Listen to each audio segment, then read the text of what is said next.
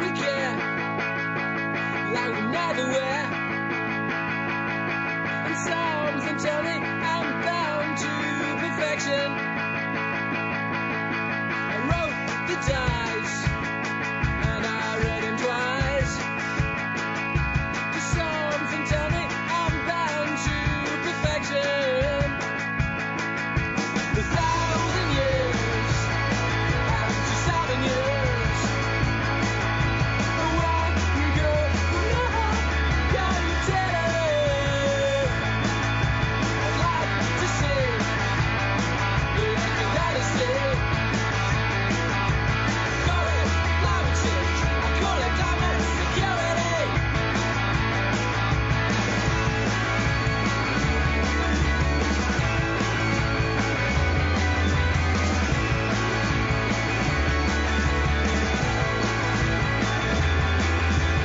Got my town to follow your trail.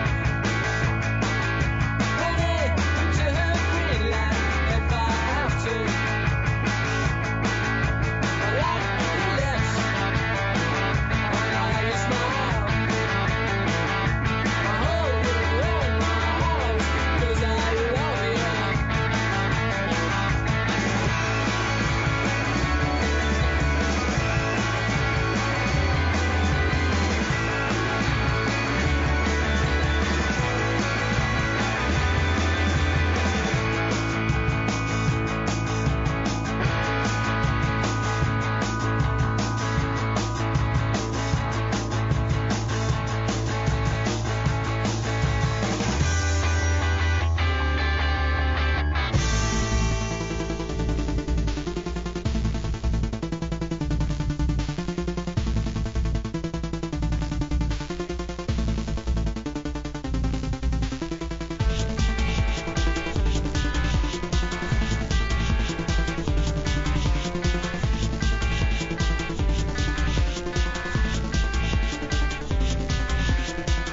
Don't you ever get on your knees? All the people will be laughing at you. Look at us, standing up and high. It's revolution when you need it. Don't you ever get on your knees? All the people will be laughing at you. Look at us, standing up and high. It's revolution when you need it. Don't you ever get on your knees? All the people will be laughing at you. Don't you ever get down on your knees? Revolution when you need it. Don't you ever get on your knees? All the people will be laughing at you. Look at us, standing up and high. It's revolution right here, right now.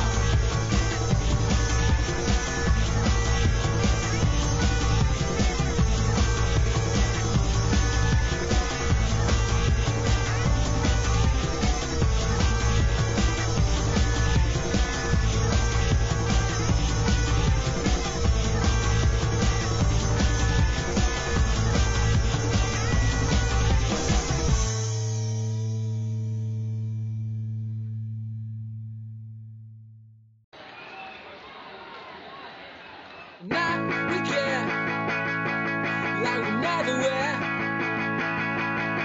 And something tell me I'm bound to perfection. I wrote the dice and I read him twice. Just something tell me I'm bound to perfection. A thousand years and 2,000 years. When we go now, can you tell us? I'd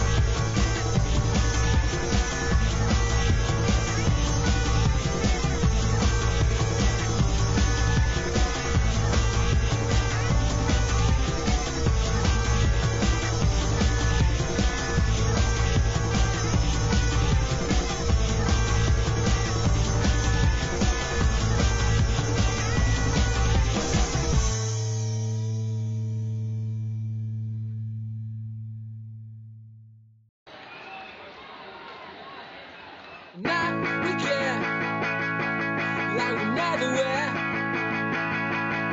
And something tells me I'm bound to perfection. I wrote the dice and I read them twice. Just something tells me I'm bound to perfection. A thousand years and 2,000 years. Where we go from now, can you tell? I'd like to see the dynasty. Call it climate change, I call it climate security.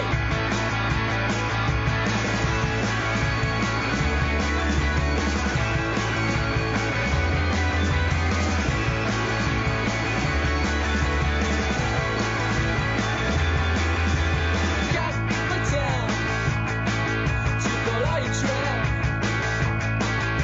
Headed to Greenland if I have to. I like your lips, I like your smile. I hold you in my arms 'cause I love you.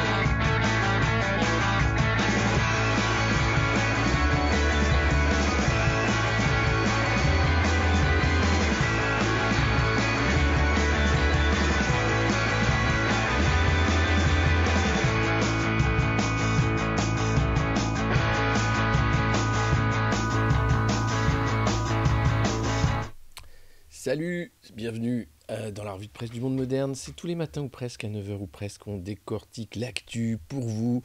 L'actu, pas n'importe laquelle, celle de la presse des milliardaires, ceux qui sont propriétaires de 90% des médias. Comment ils nous parlent, de quoi ils nous parlent, pourquoi Emmanuel Macron est-il cet astre glorieux, ce président formidable que la France n'a jamais connu avant lui. C'est formidable quand même, quel monde merveilleux. Vous allez voir, il y a ce matin le classement des hommes politiques préférés des Français, un classement étonnant. Il y a aussi une interview de Ursula von der Leyen. À ne pas rater. Aucune question, bien sûr, dans l'interview dans les Échos sur les SMS effacés avec Albert Bourla, le patron de Pfizer. Non, non, on parle des méchants russes. Attention, les méchants russes. Vous allez voir, l'Europe va faire pampan-cucu. Et à propos des méchants russes, vous savez quoi? L'Allemagne a interdit à RT, Russia Today, de diffuser en Allemagne. Du coup, à Moscou, eh bien, le pouvoir a viré les journalistes de Deutsche Welle. C'est la guerre de l'info pour de vrai. Et en France, vous savez quoi? Eh bien, l'ARCOM, le nouveau dispositif qui englobe un peu le CSA et tout ça, vient de lancer une enquête sur RT France, dans sa couverture, croyez-le ou non, de la crise des Gilets jaunes, de la guerre en Syrie et aussi d'autres petits trucs. Apparemment, c'est des associations qui ont saisi l'ARCOM pour voir si RT France faisait un vrai travail d'information ou de la désinformation. Alors je vous rassure, on fait vraiment de l'information sur RT France, vous savez que je suis éditorialiste là-bas, et on fait extrêmement attention justement à faire de l'information pour ne pas avoir à subir le couperet de la censure macroniste. Et comme on fait de la formation, ils vont tout faire pour essayer de fermer, parce qu'on rentre en campagne électorale, les tuyaux, les canaux invisibilisés sur les réseaux sociaux. Alors on se bat, c'est la guerre de l'info, et c'est cette revue de presse aussi tous les matins une façon de s'informer autrement, en rigolant, parce qu'il faut en rire quand même, comprendre aussi la fabrique du consentement, la fabrique de l'information, la conformité, comment on fait pour se retrouver à voter toujours pour des maltraitants, pour des gens qui vont vous dire qu'il faut travailler jusqu'à en crever, que oui, il faut être moins payé parce que sinon ça fait moins d'emplois, que oui, c'est grave, mais c'est pas grave parce que les riches sont très riches, et ça c'est bien, ça veut dire qu'il y a du succès dans cette société, et que toi t'as rien compris, salaud de chômeur de pauvre de merde, non vacciné. Voilà. Merci d'être là, merci de partager bien sûr le lien de cette revue de presse. Et oui, ça lag de ouf, pardon. J'ai un réseau de merde ce matin. Bon, vous savez, on s'y fait. Pourtant, j'ai essayé de réduire un maximum la bande passante, mais malheureusement. Oui, Macron va à Moscou. Il s'appelle tout le temps. Alors, Biden veut la guerre. Vous allez voir, on va parler aussi des troupes américaines en Europe. Assez impressionnant de voir le nombre de soldats américains qui sont postés en Allemagne. Bon, je crois que la guerre était finie, moi. Et puis voilà. Bonjour à tous, n'hésitez pas bien sûr à partager un max la revue de presse. Elle commence maintenant comme d'habitude, alors avec des bugs parce que j'ai plus de forfait sur mon petit réseau de secours. Donc là je suis mon réseau normal qui est de la daube. Donc voilà, je suis désolé pour ce matin. Et je suis pas à Dijon, je suis à Montreuil, c'est vous dire.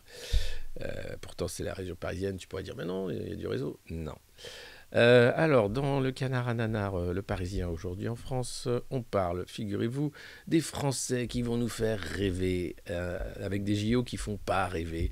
Je ne sais pas si vous avez vu l'image des JO. Alors, les Chinois sont en combinaison NBC, les sportifs sont dans des enclaves ultra sécurisées. Il y a 8 Allemands qui ont été testés positifs au Covid, qui ont été mis de côté de la délégation, parce que le but c'est zéro Covid. Alors, ils étaient asymptomatiques, hein, évidemment, mais bon, les tests donnés, vous savez comment c'est, hein, une fois sur deux. Bon, voilà. Et les Jeux Olympiques commencent dans une drôle d'atmosphère. Bon, on va suivre ça. Si le son est bon, on continue. Voilà, je suis désolé pour l'image. C'est vrai que ce matin, on va avoir des soucis de connexion, je vous le dis. Mais si ça coupe pas trop, je sais que je perds environ 4433 images. Donc ça lag beaucoup. C'est vraiment de la merde. Je suis désolé. La fausse neige, bien sûr, la fausse neige. Et Xi Jinping qui essaye de faire des jeux à sa gloire, en réalité, pour montrer qu'il est le meilleur. Et puis, c'est aujourd'hui la journée de lutte contre le cancer. Donc on en parle dans les réseaux sociaux, ceux qui parlent de leur cancer, pour dédramatiser, pour dédiaboliser, pour casser le tabou de cette maladie. On appelait ça il y a quelques années une longue maladie, maintenant on peut dire le cancer, les rémissions, les nouveaux traitements, comment être traité, des cancers tabous comme le cancer du rectum. Il y a une interview d'une personne en rémission de ce cancer qui a dit voilà, j'ai créé une association pour en parler, parce que c'est le 2e cancer qui tue les hommes quand même. Mais c'est sûr, on n'a pas envie de parler de cancer de rectum le matin ou le soir même. Donc, mais c'est une maladie qui tue beaucoup, hein, qui se soigne un peu. D'ailleurs, Olivier Véran a fait un truc incroyable pour une fois. Vous savez que quand vous contractez un prêt, l'assurance vous demandait 10 ans de rémission de votre dernier cancer. 10 ans. C'est passé à 5 ans. Voilà, donc c'est quand même une bonne chose. Maintenant, vous pouvez contracter un prêt auprès des voleurs, des banquiers et des assureurs. Et là, on vous demandera que 5 ans de rémission et pas 10 ans comme c'était le cas auparavant. Ça bug, oui, ça bug, je l'expliquais tout à l'heure. Ouais, c'est affreux, j'ai un réseau tellement merdique, les gars. Oh là là là là. Je sais pas quoi faire. Est-ce que le son est bon? Si le son est bon, je continue comme ça, sinon... J'essaye, hein, mais je vous dis, l'image va être assez nulle pendant toute cette revue de presse ce matin parce que pas de réseau. Alors oui, après, sur la vaccination et le cancer, c'est des gens immunodéprimés, donc ouais, il y a tout un débat.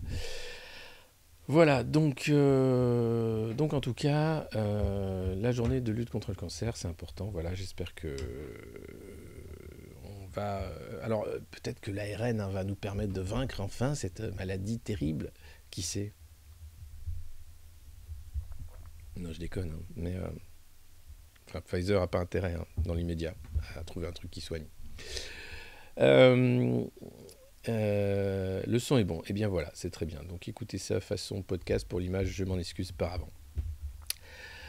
La grande peur de l'abstention, crise du Covid, défiance envers les institutions, plus que jamais la présidentielle est menacée par le désintérêt grandissant des Français. Eh ouais, les Français s'en foutent, ils ne vont pas forcément voter. Vous avez la courbe de l'abstention, regardez, ça c'est au premier second tour, et ça n'a fait qu'augmenter, hein, 2012, 2017, on est à peu près à 25% d'abstention sur le deuxième tour, mais 22% sur le premier tour, donc c'est pas anodin. Aujourd'hui, il y a des candidats qui essayent d'aller chercher les abstentionnistes, de se dire ça peut changer la donne, c'est beaucoup de jeunes. Il faut savoir, si vous ne voulez pas voter, que les macronistes, eux, vont voter en masse. Ils sont ultra mobilisés, hein, et ils vont faire gagner leur champion. Et à chaque fois, c'est un peu la même chose, c'est-à-dire que c'est la prime aux vieux retraités macronistes, hein, l'élection présidentielle. Lui, il va de toute façon mettre son petit bulletin dans l'urne pour son chef, hein, qu'il aime bien. Et toi, tu te fais avoir parce que tu as dit j'ai pas voté, aïe aïe aïe, comment on va faire? Donc voilà, c'est particulier. Il faudra un QR code pour voter, je ne sais pas, mais ils sont en train d'essayer de magouiller avec le modem et Agir et d'autres pour voir si on ne pourrait pas voter par correspondance, par exemple. Ou bien avec des machines à vote totalement vérolées. Ça, c'est une bonne idée aussi. Donc c'est sûr, ça met moyen en confiance. En plus, quand c'est Gérald Darmanin qui est chargé de l'égalité du scrutin, tu te dis, hop, hop, hop, hop, hop, hop, hop. Qu'est-ce qui va se passer? Donc ça risque d'être très particulier cette élection, je ne vous cache pas. Bah oui, la situation. Alors, sur l'abstention, moi je pense que c'est important de voter, même si vous ne croyez pas à cette opposition contrôlée, au jeu démocratique, etc. Mais c'est un droit quand même. Et vu qu'il ne nous reste plus que ça, quasiment, hein, des droits supérieurs aux devoirs, il faut les utiliser parce que dans quelques années, ce sera. Bon, de toute façon, ça ne sert à rien le droit de vote. Ils ne l'utilisent pas, donc on va leur enlever. Donc on va encore plus gueuler. En disant, mais on n'a même plus le droit de choisir entre Macron avec une perruque ou Macron sans perruque. C'est Macron tout le temps. On n'a plus le droit de voter. Qu'est-ce qu'on fait? Donc, c'est bien quand même de s'inscrire sur les listes électorales. Vous avez jusqu'à début mars. Et puis d'aller voter même pour un tabouret, par exemple. Voilà, par principe. Je pense. Après, l'élection présidentielle est complètement bidon. C'est bien tout le problème. Hein. Voter pour une marque de lessive ou pour un clown, tu te dis, tous les 5 ans. Et après avoir le clown qui est là, qui fait « Je suis le président de tous les Français ». Non, t'as été élu par 17% de vieux retraités, en fait. T'es pas vraiment le président de tous les Français. Mais si ça te fait plaisir, écoute. Par contre, arrête de nous emmerder, s'il te plaît. Voilà. Reste à Brégançon avec Jean-Brigitte et puis laisse-nous tranquille. Oui, en réalité, la majorité des Français trouvent que ce quinquennat a été nul. Hein. Mais non, c'est un bilan formidable pour le pouvoir d'achat, pour plein de trucs. Moyen. Il a déjà 500 signatures, oui. Alors sur ça y est, la course aux signatures a commencé. Macron a déjà 565 signatures. Bah, c'est tous les élus macronistes, députés et autres, ils ont signé, voilà, ils ont dit, hop, ça y est. Mais Anne Hidalgo, elle est à 200, 300 signatures. C'est tous les gens du PS, tous ceux qui vont voter pour elle. Mais pour Marine Le Pen, c'est plus compliqué. Pour Jean-Luc Mélenchon aussi. Pour les autres, Jean Lassalle, Nicolas Dupont-Aignan, qui cherchent des signatures aussi, c'est beaucoup moins facile. Et puis, alors pas de matin câlin ce matin, Antoine ne pouvait pas. Et puis, heureusement, vu l'état de mon réseau, ça aurait été un drôle de matin câlin. Problème de son, non. Pour une fois, le son... Oui, Maggie, bien.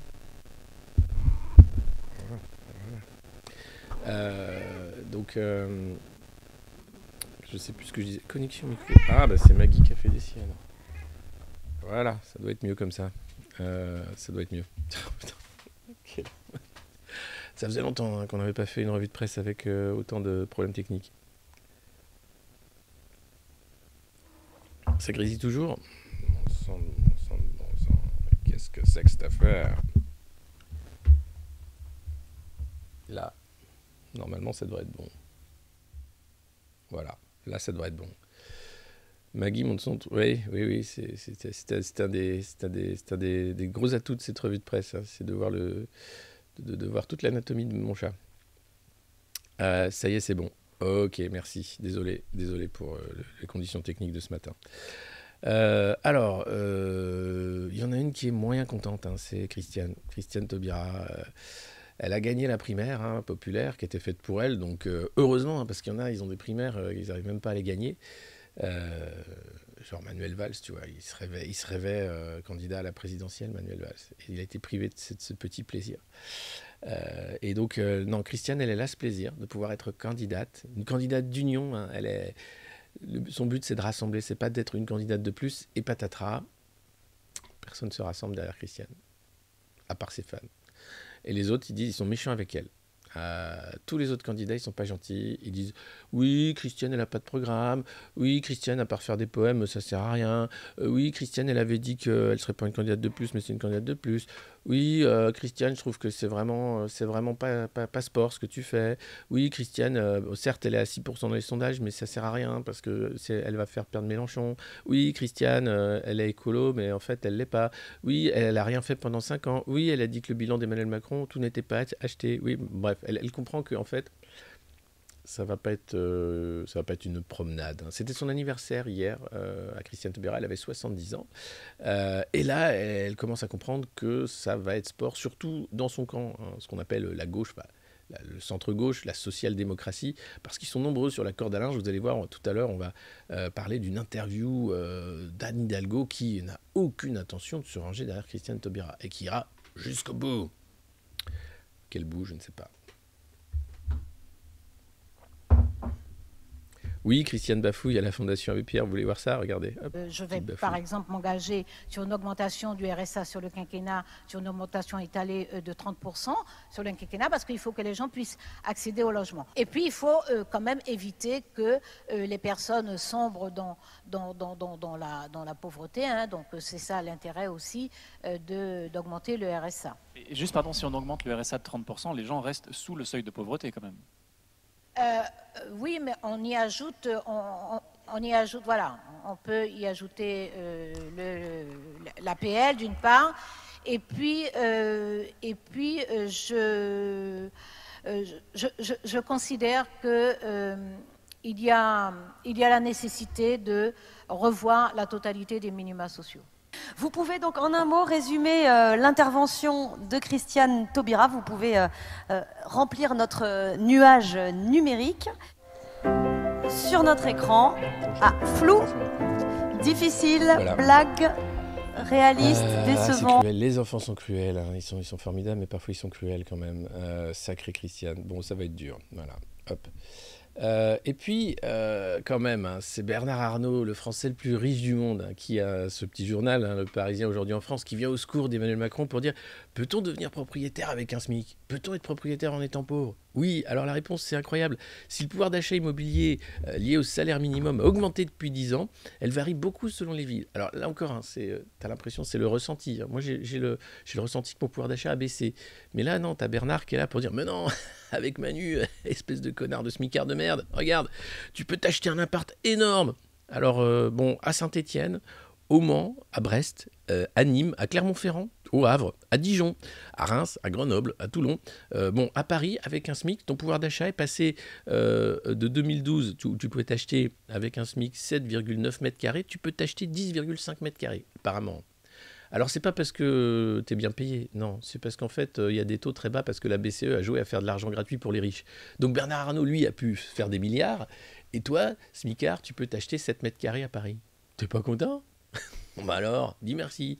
Merci, monsieur Bernard Arnault. Non, c'est...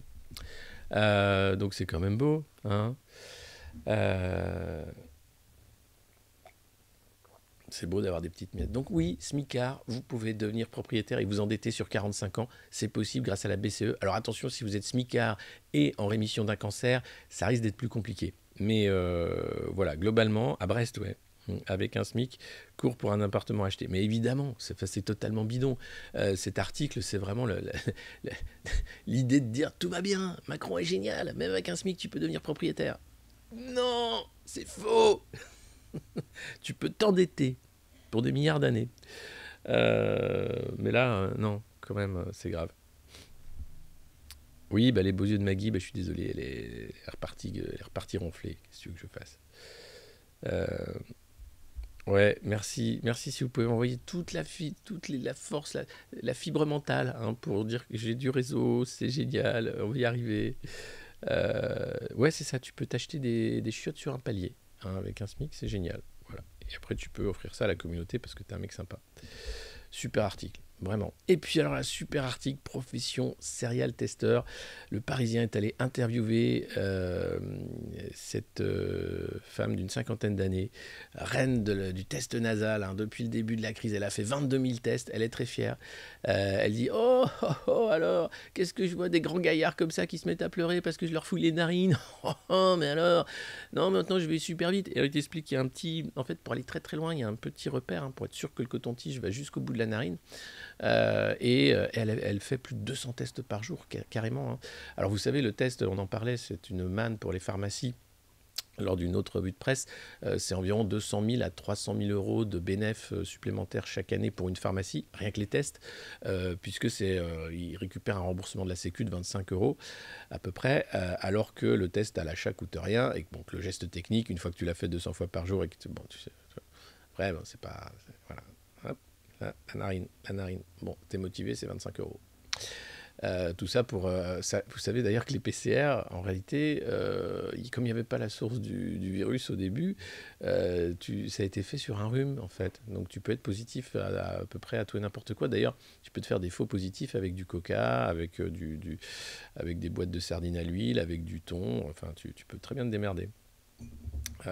Donc c'est quand même un sacré truc. Ouais, t'imagines, 22 000 tests, tu fais le calcul. Et c'est même plus, parce que c'était remboursé au début au-delà de 25 euros. Hein. Donc, ouais, je pense que c'est une bonne gagneuse. Elle a bien bossé pour le groupe Bio Méga ou je sais plus comment. Donc, un groupe de tests. Coït nasal. Ouais, c'est devenu, je pense c'est devenu une nouvelle petite perversion. Tu sais, j'aime bien me faire fouiller le nez. Oh mon Dieu. Et puis, ah là là, soudain, c'est le drame. Je suis la candidate légitime. Je sais pas, Anne. Elle fait la une de Libération. Alors Libération, ils sont très... bon, un coup Taubira, un coup Hidalgo, un coup la gauche qui perd, un coup la gauche qui perd, un coup comment faire perdre la gauche, un coup votez Macron, faites ce que vous voulez, mais votez Macron. Hein, c'est Libé, quoi. Donc, voilà. Et elle explique dans une longue interview que être président, ce n'est pas la Starac. Voilà. Donc, tu sais que Anne, elle est super remontée, elle est très, très vénère. Notamment contre Christiane, qu'elle trouve que c'est pas cool ce que fait Christiane. Et donc, je vous lis l'interview d'Anne Hidalgo. Malgré les sondages au plus bas et le soutien fragile de la direction de son parti, la candidate socialiste maintient sa candidature et veut convaincre, avec son programme, qu'elle est la seule à gauche à avoir la capacité de gouverner. Alors, l'interview commence par une question qui fâche. Pourquoi continuer cette campagne, Anne Hidalgo ? Parce que je porte des idées, des valeurs, un projet, parce que je suis je suis la candidate légitime de cette gauche républicaine, social-démocrate, écologiste, qui a beaucoup apporté à notre pays en matière sociale, environnementale, qui a permis de grandes avancées sociétales. C'est cette gauche-là qui gagne partout en Europe, qui accepte d'être en responsabilité, de se confronter à la réalité pour pouvoir la changer. Doucement le changement. Hein. Le changement, c'était maintenant avec François. On a eu la loi travail, les premiers en violence policière bien vénères, voilà, et Emmanuel Macron à la fin. Hein. Emmanuel Valls en Premier ministre. Bon, comment dire ? Si c'est ça, se confronter à la réalité pour la changer, je sais pas, j'ai envie de dire que bon, hein, vous avez eu votre chance. Hein. On a été gentils. On vous a donné 5 ans. Voilà. Et donc, bon, elle essaye quand même. Hein. Elle se bat. Alors, attendez. Hop, je continue. Comment expliquez-vous ces très mauvais scores dans les sondages ? Je n'ai pas à les expliquer. Je fais mon travail. La campagne commence à peine et intéresse peu de monde à cause du Covid. Dans un contexte où la politique est présentée comme un show, avec une prime à la vulgarité, l'outrance, la violence, je ne serai jamais de ce côté-là. Je ne suis ni dans la protestation, ni dans l'idée de faire prospérer une niche électorale. Cette gauche que j'incarne avance aussi des mesures bien plus radicales que celles de la France insoumise. Bon ?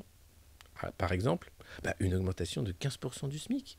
Comme ça, tu pourras t'acheter des grosses toilettes sur ton palier.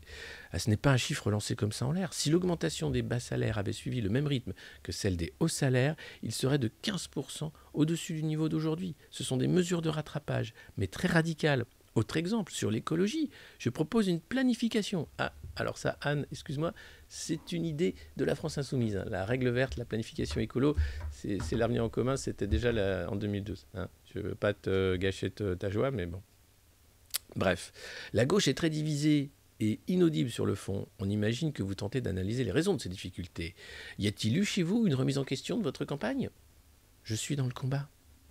Vous savez, je m'inspire beaucoup des sportifs de haut niveau, parce qu'il y a les JO qui s'ouvrent et tout. Maligne. Ils regardent évidemment leurs adversaires, mais ils sont surtout concentrés sur leur match, leur propre jeu. Je m'organise avec une équipe qui me soutient. Voilà, je suis dans l'engagement, pas dans le commentaire. C'est beau. Qu'est-ce que c'est beau. Alors, ensuite, les sportifs regardent aussi leurs performances. Vous êtes arrivé seulement 5e à la primaire populaire à Hidalgo. Comment se remettre d'une telle contre-performance? Elle sourit, entre parenthèses. On se remettrait bien, avec beaucoup de distance, beaucoup de gens sincères. Ils m'ont dit qu'il y avait cette primaire, peut-être un chemin pour obtenir une union de toutes les gauches. Je l'ai tenté. Non, pas avec cette primaire populaire, mais en proposant des débats à gauche. Nous aurions ensuite organisé un vote pour nous départager. La primaire populaire. Ça ne s'est pas fait pour des tas de raisons. C'est une occasion ratée. En ce qui concerne la primaire populaire, elle avait pour vocation de porter la candidature de Christiane Taubira. Et Christiane, elle vous a appelé? Elle m'a envoyé un texto. Je lui ai répondu très gentiment et très poliment. Et donc, il n'y a pas de perspective de rassemblement? Non, absolument pas. Elle constitue malheureusement une candidature de plus et ajoute à la confusion. Bon, voilà, un super interview, un peu déprime. Est-ce que vous avez travaillé le chèque énergie? Voilà. Bon, après Taubira a ses fans, Hidalgo aussi. Alors tous les vieux caciques du PS sont en train de s'agréger quand même autour de cette campagne pour essayer de sauver le soldat Hidalgo, mais on voit bien que c'est quand même c'est ce sourire figé, c'est la Chantal Goya de la campagne, c'est un peu chanteuse pour enfants, tu vois.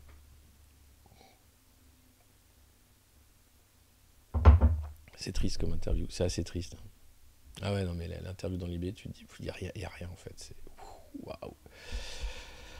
Donc, la gauche, ce sera pour plus tard. Et puis, ce charmant jeune homme, qui n'est pas charmant du tout, c'est pas la Starac, non, lui, c'est Abu Ibrahim al-Hashimi al-Ourachi, qui était leader de l'État islamique en Syrie. Il a été tué par une opération commando des États-Unis. Ouais, ils sont chez eux partout, donc ils se sont dit, tiens, on va aller buter le mec de l'État islamique en Syrie. Ah bah ouais, comme l'opération pour Ben Laden, pareil.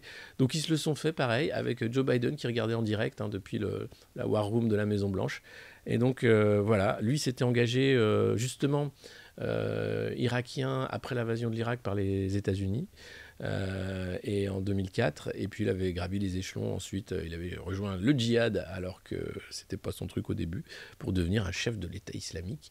Et voilà, les Américains sont très contents d'avoir coupé une des têtes pensantes du réseau de l'État islamique. Alors il y en a plein d'autres, hein.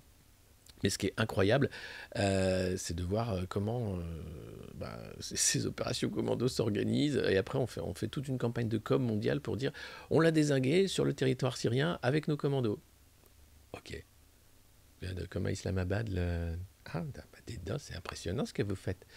Vous êtes un peu partout chez vous. C'est ça qui est bien. C'est super. Vous allez voir, on va parler des GI, les soldats américains postés en Europe. C'est impressionnant. En tout cas, voilà.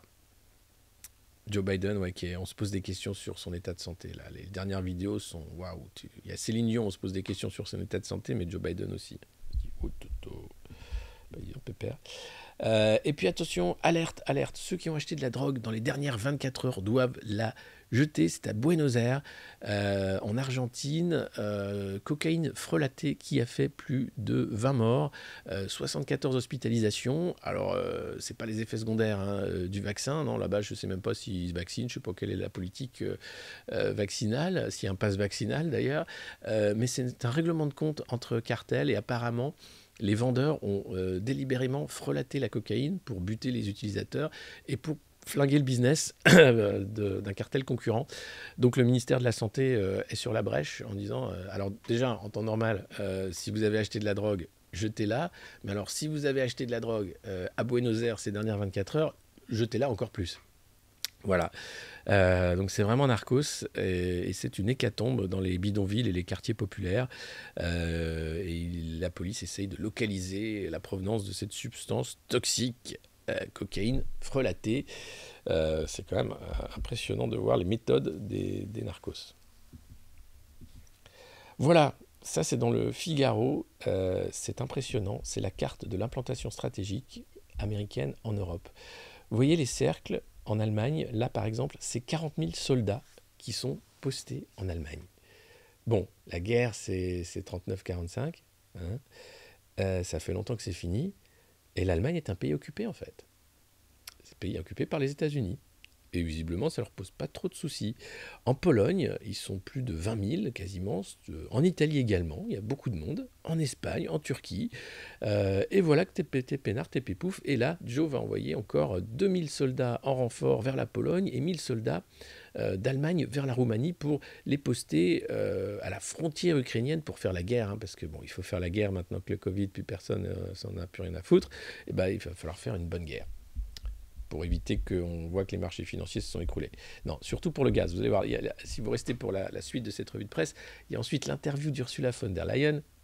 Celle-là, alors, hein. Aucune question sur les SMS effacés, sur la corruption lorsqu'elle était au ministère de la Défense. Non, non, non. Toute l'interview tourne autour du gaz. Cette guerre en Ukraine, c'est une guerre du gaz. Pourquoi ? Parce que les Américains veulent vendre leur gaz liquéfié et veulent imposer le gaz qatari en Europe contre le gaz russe, pour diversifier les approvisionnements. Mais c'est que ça, en fait. Et faire chier le projet Nord Stream, parce qu'avec Nord Stream, les Russes pouvaient acheminer du gaz directement en Allemagne. Et vous savez que Gerhard Schröder, l'ancien chancelier allemand, bosse pour Gazprom. Il a été recruté par les Russes.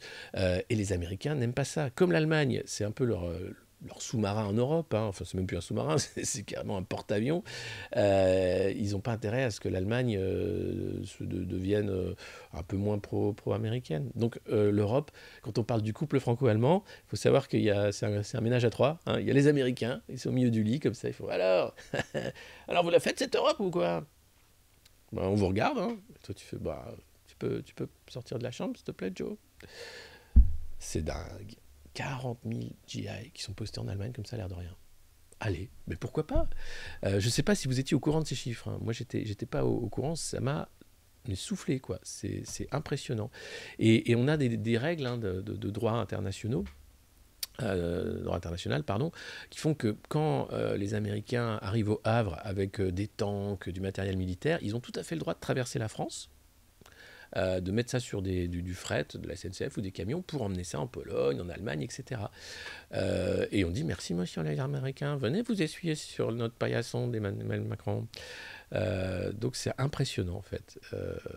Oui, la vraie question en fait, est-ce que les Russes ont 40 000 soldats au Mexique, 40 000 soldats à Cuba, 40 000 soldats au Canada? Non. Mais apparemment, c'est normal. Mais d'où c'est normal, putain ? Moi, je serais allemand, mais pourquoi on est un pays occupé longtemps après la Deuxième Guerre mondiale ? Qu'est-ce qui se passe ? C'est quoi le délire ? Et alors, si jamais les Allemands... alors, Trump avait commencé à dire on va se barrer. Hein. Et puis finalement, non, ils sont restés. Mais si jamais les Allemands voulaient se séparer de ce nombre de GI, je pense que les Américains achèteraient beaucoup moins de voitures allemandes. Ça poserait un petit problème. Et oui, absolument, ils ont beaucoup réduit sous Trump. Mais bon, quand même, c'est un truc de dingue. Guerre des ondes entre Berlin et Moscou, j'en parlais en introduction. Berlin, l'Allemagne, donc enfin l'Allemagne unie, enfin les États-Unis d'Allemagne, ont interdit à RT, Russia Today, la chaîne russe, d'émettre en Allemagne. Alors ils n'avaient pas de licence à proprement parler en Allemagne, mais une licence d'émission en Serbie, pour pouvoir émettre sur un territoire plus vaste. Et en réplique, Moscou a annulé l'accréditation des journalistes de Deutsche Welle, médias allemands, à Moscou, pour leur dire de rentrer chez eux et d'arrêter de faire leur travail également. Alors, officiellement, le ministère des Affaires étrangères allemand ne veut pas que ça escalade plus loin que ça, donc il se calme un peu. RT continue d'émettre sur les réseaux sociaux et ailleurs, en Allemagne et en allemand.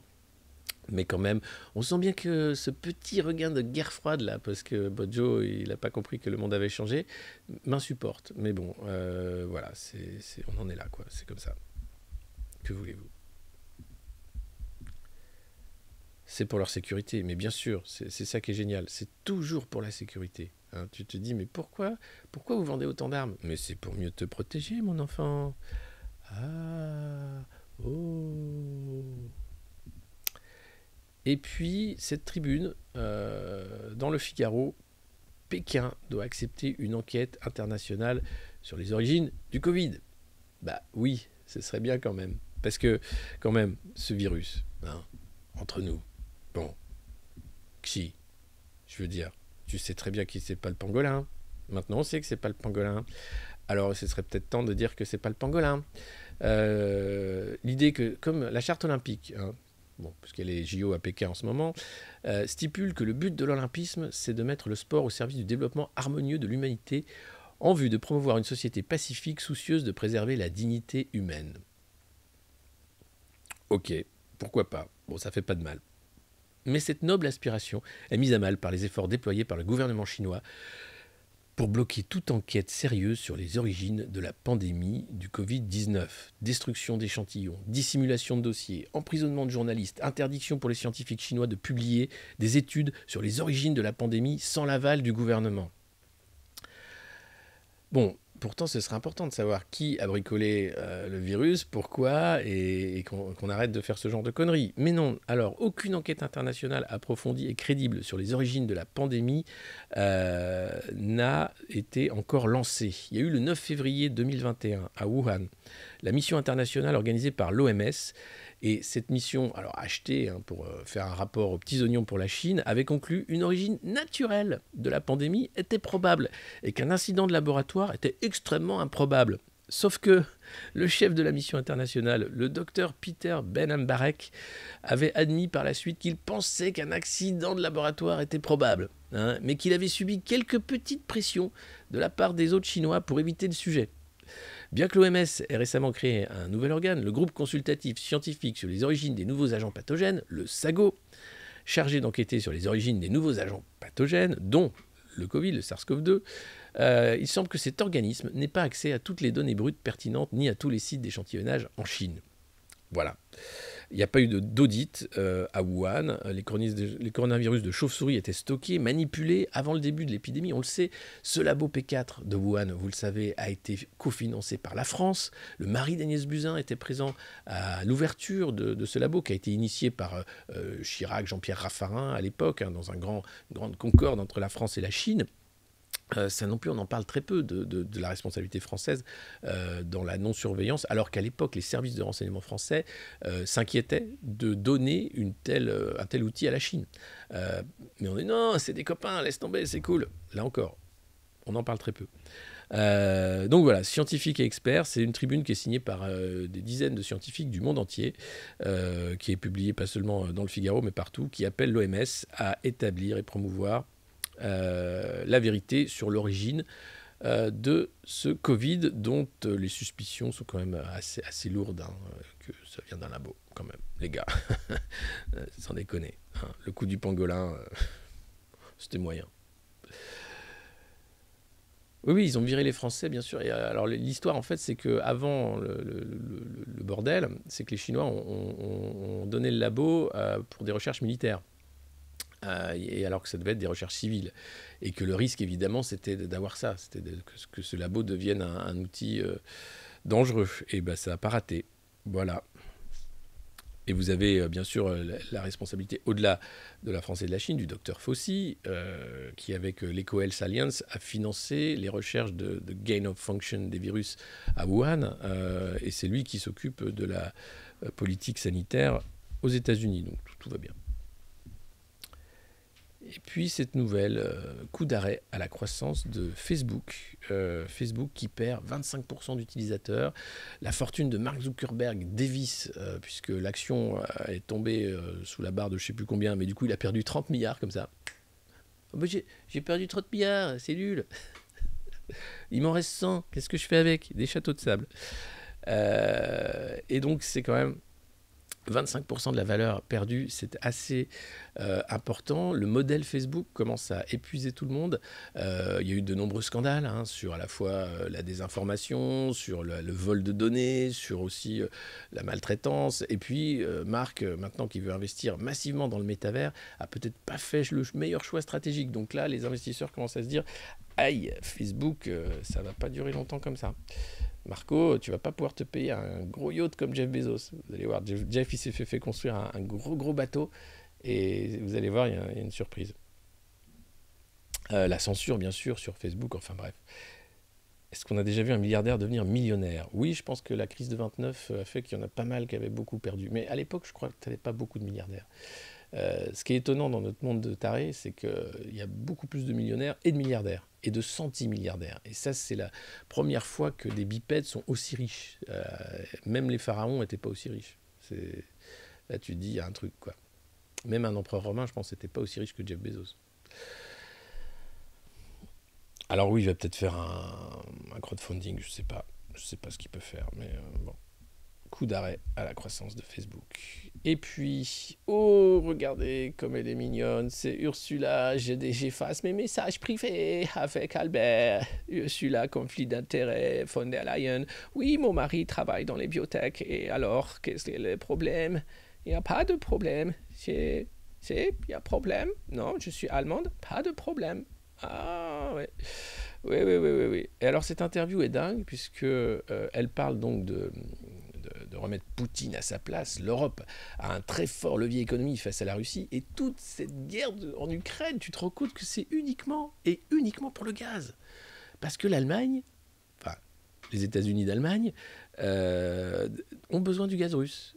Et ils veulent faire pression sur les Russes pour que les Russes redonnent plus de gaz à l'Allemagne, qui va manquer de gaz. Sauf si, bien sûr, grâce à la guerre, les Qataris vont vendre leur gaz à un très bon prix pendant quelques temps pour dire, voilà, on vous aide, on est gentils. Hein, voilà, les Norvégiens aussi. Alors, les réserves de gaz sont à un niveau historiquement bas dans toute l'Europe. Comment l'expliquer? Nous constatons qu'au cours de l'été et de l'automne dernier, les réserves n'ont pas été aussi bien remplies que d'habitude, notamment par le groupe énergétique russe Gazprom. Mais Ursula, appelle ton copain Gerhard Schröder. Il est allemand lui aussi, il pourrait peut-être faire quelque chose. Alors, Gazprom honore certes ses contrats, mais toujours à minima. Face à la hausse fulgurante de la demande et à la flambe des prix, d'autres fournisseurs de gaz ont considérablement augmenté les livraisons, mais pas Gazprom. L'entreprise qui appartient à l'État russe jette ainsi elle-même le doute sur sa fiabilité.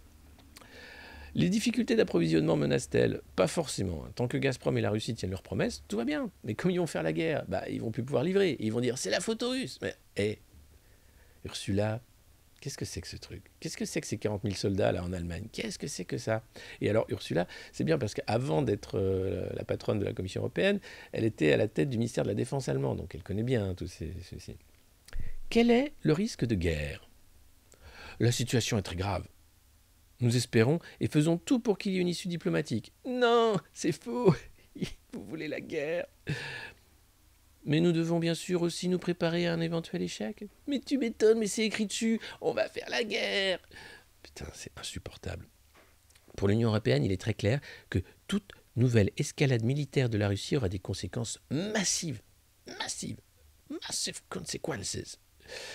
La Commission est chargée d'élaborer les sanctions. Dans le domaine économique et financier, nous l'avons fait en étroite collaboration avec les États membres et les partenaires internationaux.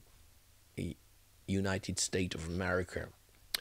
Nous avons préparé un paquet robuste et complet qui va de la fermeture de l'accès aux capitaux étrangers au contrôle des exportations sur des biens critiques, des composants de haute technologie. La Russie ne peut simplement pas remplacer, par exemple, dans le domaine de l'intelligence artificielle et de l'armement, les ordinateurs quantiques. Alors en fait, ils font la pression sur les puces électroniques, sur tous les composants électroniques. Voilà, c'est le gaz contre des composants électroniques. Voilà, c'est un peu la guerre. Donc si on pouvait éviter la guerre, mettez-vous d'accord, vendez-vous les trucs gentiment. Hein, que Joe remballe les GI, là, les 3000 gars qui sont dans la neige, là, qui ne savent pas pourquoi, qui rentrent chez eux, c'est très bien. Qu'ils arrêtent de faire la guerre pour la liberté, hein, ça fera du bien. Et le gazoduc Nord Stream 2 en mer Baltique fera-t-il également partie du paquet de sanctions? Dans cette crise aiguë, cela dépendra de l'attitude de la Russie. Ça fait 2 ans que c'est un psychodrame permanent, Nord Stream. Quand l'ambassadeur des États-Unis quitte l'Allemagne, il dit « Attention, si vous ouvrez Nord Stream, il y aura des conséquences ». Il le dit comme ça, vraiment. C'est limite le mafieux du coin, quoi. Donc là, oui, alors que les prix du gaz s'envolent et que la demande est énorme, l'entreprise tient ses clients à l'écart. La Russie exerce une pression militaire sur l'Ukraine et utilise les livraisons de gaz comme moyen de pression sur nous. Ah bah oui, en même temps, hein, pourquoi s'en priver? C'est pourquoi on ne peut pas exclure Nord Stream 2 de la liste des sanctions, c'est très clair.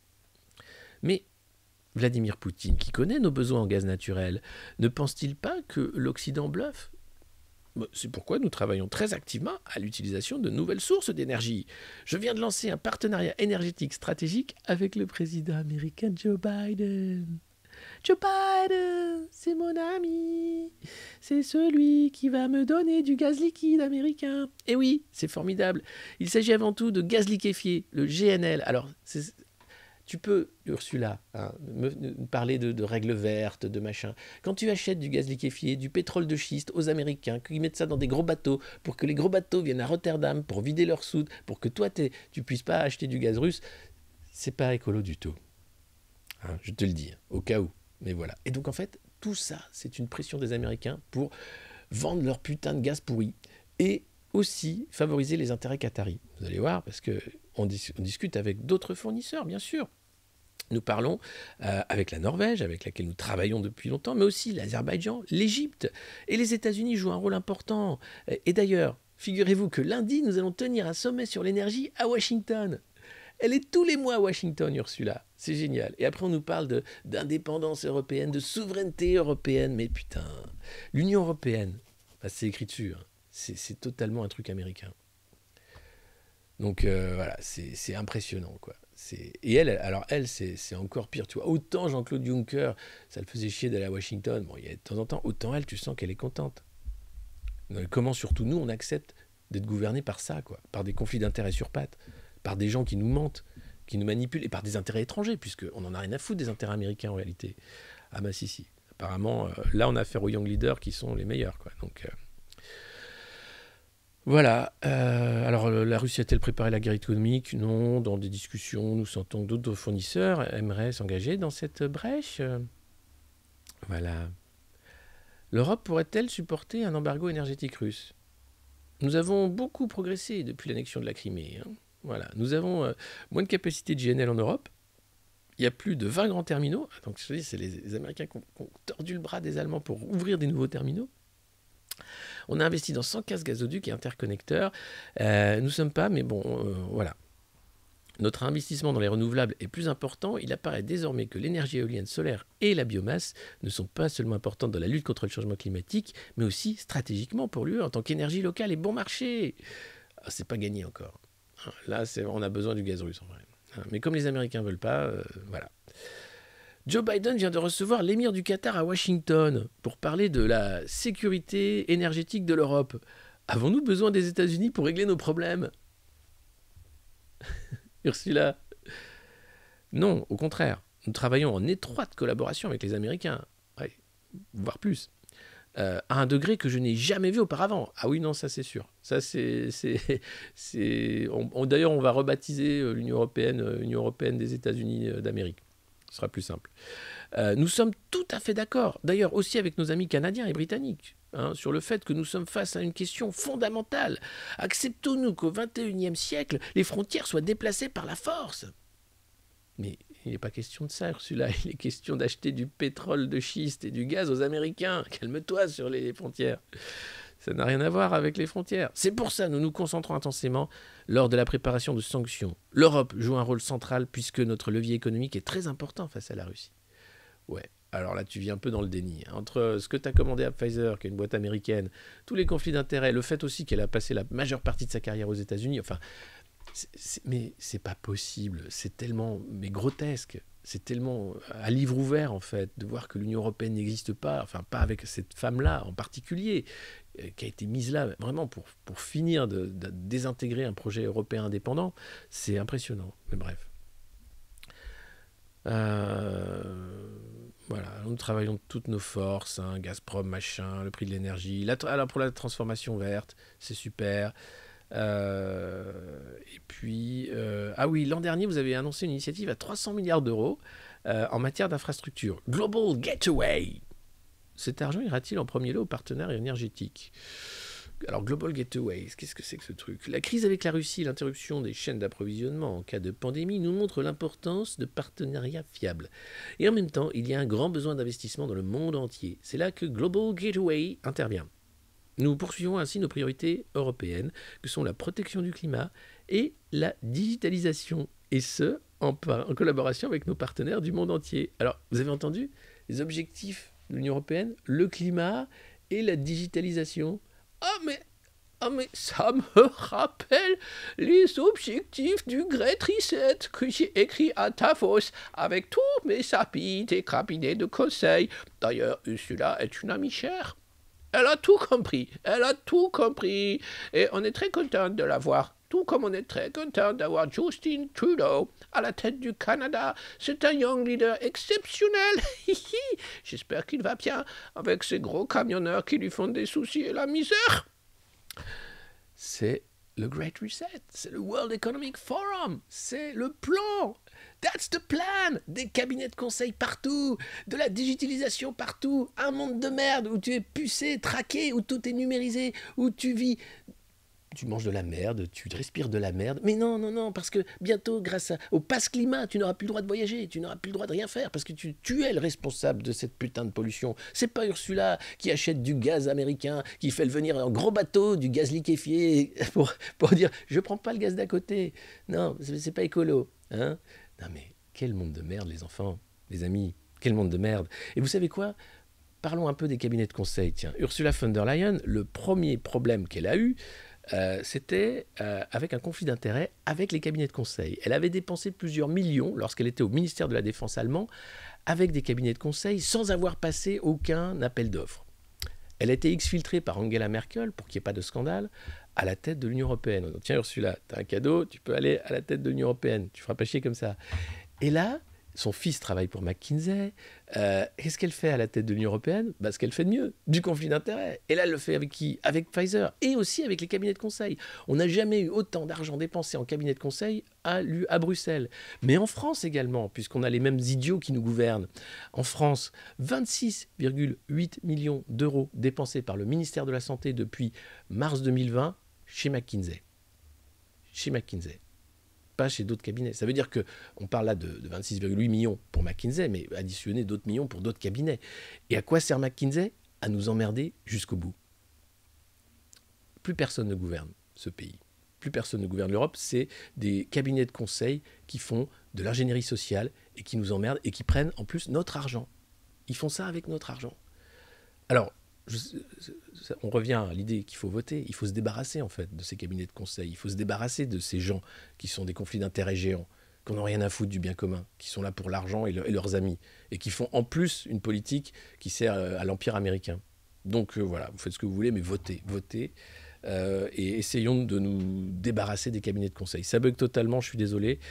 J'ai un très mauvais réseau ce matin, mais on a affaire effectivement à une mafia quasiment, où en plus ce sont des liens intrafamiliaux très forts. Le fils Fabius qui bosse pour McKinsey, le fils von der Leyen qui bosse pour McKinsey, les gens qui passent de cabinet de conseil à Pfizer, à la Maison Blanche, à l'Union Européenne, tout ça avec des revolving doors incroyables, sans parler bien sûr de toutes les branches de Goldman Sachs, la finance également, que ce soit les banquiers qui nous maltraitent, Macron, mais Draghi en Italie. On a affaire quand même à un système de corruption organisée, où ces gens-là se refilent le pouvoir, traversent la rue, et où t'as rien à dire en fait. C'est assez compliqué. Donc voilà. Non, alors oui, c'est malheureux, mais cette interview est phénoménale. En fait, tu comprends pourquoi les Américains veulent faire la guerre en Ukraine, pour vendre leur gaz de merde. Voilà. Et pousser leurs amis qataris à vendre du gaz en Europe, en disant on est gentil, vous avez du gaz qatari maintenant. Mais on avait du gaz russe, mais non, fini. Les Russes, c'est des méchants communistes. Oh, fucking communist. I need to go in Europe and save the states of Ukraine from being a communist state. Joe, c'est fini. L'URSS, c'est fini. I hate communists. I hate communists. They are eating children. Non, ah là là.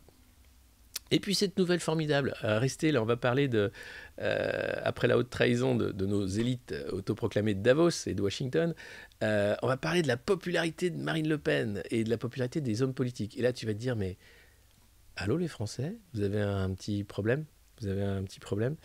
Alors pourquoi la popularité de Marine Le Pen est la plus haute depuis 2017 ? Pourquoi ? Au-delà du fait que... Et la campagne Baboulin. Au-delà du fait qu'elle élève des chats, qu'elle fume des joints, Marine, je veux dire qu'elle est super cool. Elle est zen. Un peu rien à foutre, tu vois. Au-delà du fait que c'est la fenêtre d'Overton, hein, vous savez. Donc plus Zemmour va très loin, plus on dit « Ah, mais finalement, c'est quand même, elle est gentille comme tout. » Alors qu'elle pense la même chose, quasiment. Et voilà, là où je me fais du souci pour les Français, c'est le classement des personnalités politiques en France. Regardez, en pourcentage d'images positives auprès des Français, eh bien, en tête, c'est Édouard Philippe, à 45% de gens qui trouvent qu'il est gentil, mignon. Édouard Philippe, c'est les borgneurs des Gilets jaunes. Hein. C'est le mec, il est encore plus méprisant que Macron. mais visiblement, les Français l'aiment bien. Tu dis, mais vous avez un souci, les Français? Et après, c'est surprenant ce classement. Après, c'est Roselyne Bachelot, à 36%. Roselyne Bachelot, c'est la responsable de la casse de l'hôpital public. C'est elle qui avait fait un fiasco des vaccins avec le H1N1. Et voilà. Et non, mais les Français l'aiment bien aussi. Après, vous avez Marine Le Pen à 33%. Bon, bah, ça, c'est parce qu'elle élève des chattes et qu'elle fume des joints. OK. Après, les Français, ils aiment bien à 33% Valérie Pécresse. Valérie Pécresse, c'est encore plus dépressif qu'Anne Hidalgo quand tu la vois, quoi. C'est genre, bah, t'as envie d'ouvrir le gaz, quoi. Alors, attention, parce que le gaz, ça coûte cher. Hein. Donc, si vous voulez vous tuer, évitez le gaz. Hein, voilà. Et après, 33%, c'est Nicolas. Bonjour. Nicolas Sarkozy, je suis venu vous parler du tas des tapettes. Comme je sais que vous m'aimez bien, je ne vais jamais quitter la scène politique de ce pays, parce que c'est important. Et tout cet amour, je pense que c'est important qu'on se leur donne. Et puis ensuite, et c'est là où je me fais vraiment beaucoup de soucis pour les Français, 31% qui trouvent que Olivier Véran, il est top. Il a une image positive. Olivier Véran. Allez vous faire foutre, il n'y a pas marqué McKinsey là-dessus. Et puis de toute façon, si vous n'êtes pas foutu d'aller vous vacciner pour choper le Covid, moi je peux rien pour vous. Parce qu'une infection égale une infection. Une injection égale une infection. Parce que, bon, écoutez, j'ai changé la règle hier, hein, donc maintenant il suffit d'obéir. Attention. Mais vous êtes. Mais c'est impressionnant. Mais c'est impressionnant. Là, tu te dis, non, mais. Alors, ouais, globalement, les sondages, c'est de la merde. Mais là, c'est particulièrement de la merde. Et on a ensuite Bruno Le Maire. Bon, pourquoi pas, l'ami de Houellebecq. Xavier Bertrand. Gabriel Attal. Et Jean-Yves Le Drian. Mais, oh, c'est quoi ce délire de sondage? Non mais les Français, ouais, c'est... Vous aimez quoi? Vous aimez vous faire arracher les ongles, en fait? 33% des Français aiment bien se faire arracher les ongles. Ah, bon, je vais changer de pays. Vous savez quoi? Vous pouvez m'exfiltrer gentiment? Non mais le temps que je... Alors après, rassurez-vous, hein, c'est un sondage dans les Échos, c'est le canard de Bernard Arnault, tout ça, c'est complètement bidon. Hein, mais quand même, tu te dis, ils arrivent à faire des sondages aussi bidons et on est censé être d'accord. C'est impressionnant. Hein. Ouais. C'est les Échos, c'est le baromètre ELAB pour les Échos et Radio Classique effectué du 31 janvier au 2 février. Voilà. Donc tu te dis, alors c'est peut-être dans la tête de Bernard Arnault. Hein. Peut-être qu'en fait le sondage, il demande à Bernard Arnault au réveil, alors c'est qui ton préféré des clowns?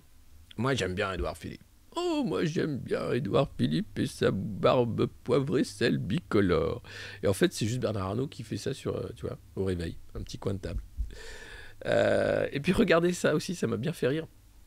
C'est la courbe de popularité, de confiance, pardon, dans l'exécutif. Alors Macron, il est toujours à 35. Hein. Tu dis, bon, il est peu importe comment il maltraite, depuis 2020, hein, depuis le Covid, il est à 35 à peu près, un peu moins, un peu machin. Donc toujours, le sondage, oh, explosion de la popularité d'Emmanuel Macron qui remonte à 35.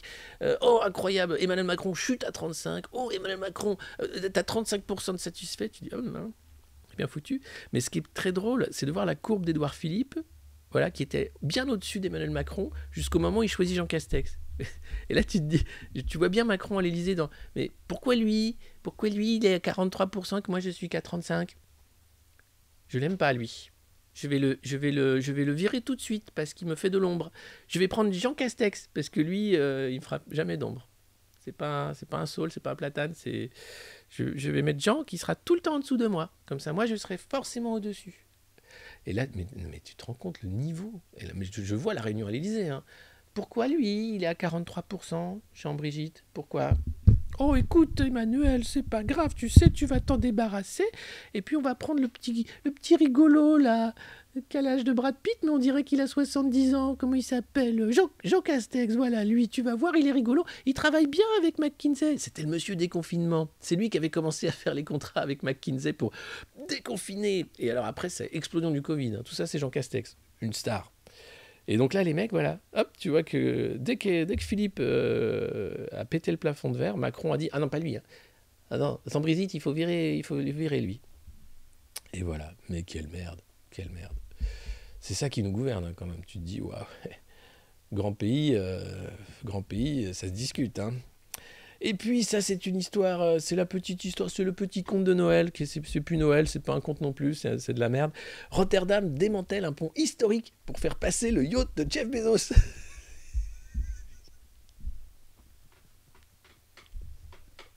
Il dit non, tu dis que c'est une blague. En fait, non, c'est pas une blague. C'est une vraie histoire de Noël. C'est un petit conte de riche. Jeff, voilà, il aime la plaisance, hein, il aime les bateaux. À dimension hors norme, mesure d'exception. Le pont de Koningshavenburg, construit en 1878 et surnommé DF par les Rotterdamois, va temporairement être démantelé afin de permettre au monumental yacht à voile de Jeff Bezos de rejoindre la mer. Il s'agit du seul passage vers la mer du navire actuellement en construction à Halbassadam, près de Rotterdam, a précisé à l'AFP la mairie de la ville portuaire. Le problème, bien qu'il s'agisse d'un pont levant, il est trop bas pour permettre à ce 3 mâts de plus de 40 mètres de haut de se frayer un chemin.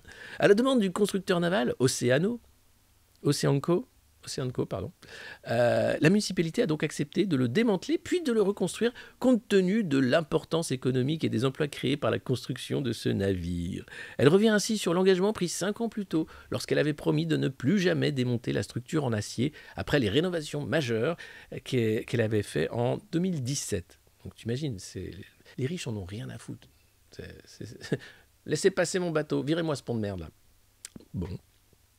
DF, le pont, est en effet considéré comme un monument national. Réparé une première fois après avoir été bombardé pendant la Seconde Guerre mondiale, il a permis en 1993 le passage de la ligne ferroviaire qui reliait Rotterdam à la ville de Breda.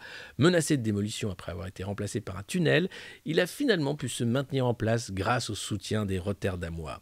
Pris en charge par Oceanco, le prix des travaux, dont le montant n'est pas encore connu, s'ajoutera aux 430 millions d'euros qu'a coûté la construction du yacht. Sacré Jeff. Le mec, alors un coup je vais dans l'espace, un coup je me fais un gros bateau pour moi, que je fais démonter un petit pont pour avoir le droit d'avoir mon gros bateau. Les mecs, c'est des enfants qui jouent avec des jouets énormes, quoi. C'est fou, hein. Mais c'est bien. Qui paye? La société Oceanco, Jeff Bezos. Lui, il s'en fout. Ouais, virez-moi ce pont. Moi, je veux mon bateau. Hein. Et les gars disent, mais c'est parce qu'il crée beaucoup d'emplois. Ouais, bien sûr. Qu'est-ce qu'il va faire de ce gros bateau, Jeff? T'as pas déjà un gros bateau? Ah, t'en veux un deuxième?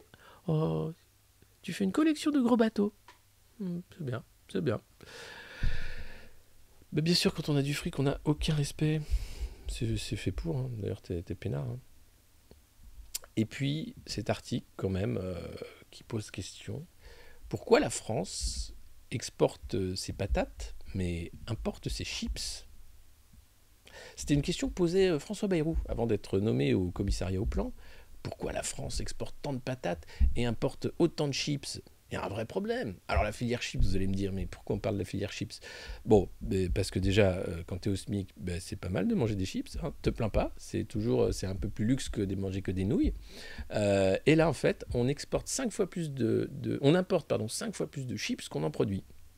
Pour mettre fin à ce paradoxe, les industriels essayent de mieux coller à la demande des consommateurs pour des produits originaux et locaux. La France est la première exportatrice de pommes de terre. La patate, c'est une gloire nationale. Oui, mais elle est contrainte d'importer des chips 5 fois plus que le pays n'en produit. C'était François Bayrou, au commissaire au plan, qui le dit. Hein, voilà. Et les chiffres de France Agrimaire sont publiés en janvier 2021 le confirmaient. 2 millions de tonnes de tubercules ont été expédiées en 2019, mais 1,6 million de tonnes de produits transformés, tout type confondus, ont été importés.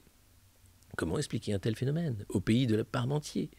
Concernant les chips, la réponse est à chercher du côté de la grande distribution. Eh oui, sur les 75 000 tonnes de produits commercialisés en France en 2021, 30 000 l'ont été sous marque distributeur dans le hard discount. Et leurs approvisionnements reposent sur des contrats internationaux. Eh oui, une partie des pommes de terre françaises transformables est exportée vers la Belgique pour être transformée, puis réimportée en chips en France. Alors, pour sauver le pays, on va faire de la chips française. Manger des chips. Donc, c'est une balance commerciale de chips qui a affiché un déficit de 120 millions d'euros quand même. Incroyable. Et donc, les industriels français vont pouvoir peut-être maintenant produire local et faire plus de chips. Et François Bayrou, qui nous coûte 15 millions d'euros par an, avec son commissariat au plan, sera content avec la filière chips. Voilà. C'est super. C'est dans les Échos, les chips. Le canard de Bernard Arnault. Tout comme le magnifique sondage Elab Les Échos, hein, qui vous explique que les Français aiment s'arracher les ongles. 33% des Français adorent s'arracher les ongles. 25% aiment s'énucléer. Ah putain, c'est impressionnant. 57% des Français adorent se taper sur les doigts avec un marteau.